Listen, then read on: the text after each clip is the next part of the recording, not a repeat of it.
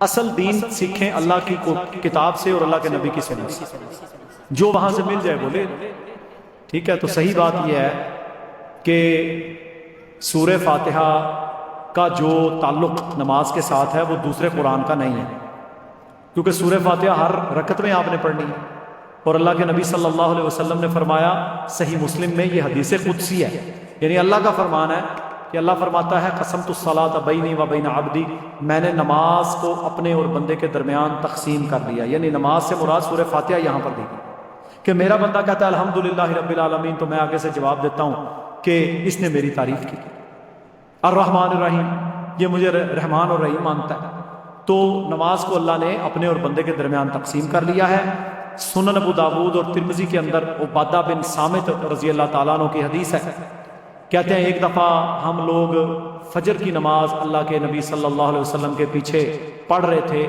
کہ بعض لوگوں نے اونچی آواز سے آپ کے پیچھے قرآن پاک پڑھنا شروع کر دیا۔ تو جب آپ نے سلام پھیرا تو نبی علیہ الصلوۃ والسلام نے ہم سے پوچھا کہ کیا تم میرے پیچھے پڑھتے ہو؟ کہا جی ہم نے پڑھا ہے آج۔ فرمایا میں بھی کہوں کہ کوئی مجھ سے قرآن کو چھین رہا ہے، لا تفعلوا، میرے پیچھے مت پڑھا کرو، لا تفعلوا، میرے پیچھے یہ عمل نہ کیا کرو، الا بفاتحۃ الکتاب، مگر سورہ فاتحہ، فإنہ، پس کیونکہ لا صلاۃ لمن لم یقرأ بها، اس کی نماز نہیں جو اس کو نہیں پڑھتا۔ پھر صحیح مسلم میں اس کی مزید تشریح ہے، ابو ہریرہ رضی اللہ تعالی عنہ سے پوچھا گیا کہ اگر ہم امام کے پیچھے ہوں اس وقت ہم کیا کریں؟ وہی حدیث جو ہے نا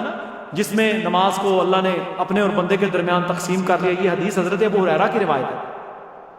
تو حضرت ابو ہریرہ نے فرمایا اقرأ بها فی نفسک، تو آہستہ سے پھر بھی پڑھے گا، تو آہستہ سے پڑھے گا، تو سکتہ ہونا چاہیے، امام ٹھہر ٹھہر کر پڑھے، سورہ فاتحہ کو پڑھیں، لا صلاۃ لمن لم یقرأ بفاتحۃ الکتاب، جو سورہ فاتحہ نہیں پڑھتا اس کی نماز نہیں ہوتی۔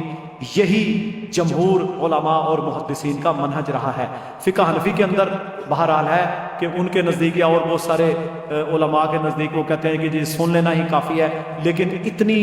واضح احادیث کہ جو مدینہ کی ہیں اور آپ صلی اللہ علیہ وسلم نے فرمایا میرے پیچھے نہ پڑھا کرو سوائے سورہ فاتحہ کے، تو اس میں یہی درست ہے کہ سورہ فاتحہ بہرحال پڑھنی چاہیے۔